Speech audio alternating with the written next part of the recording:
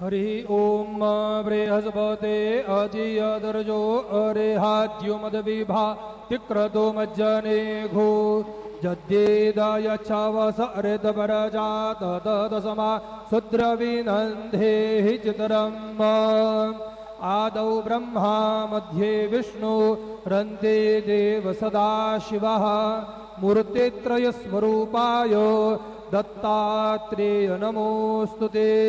गुरुर्ब्रह्मा गुरुर्विष्णु गुरुर्देवो महेश्वरा गुरुस्साक्षात् परब्रह्म तस्मै श्री गुरवे नमः।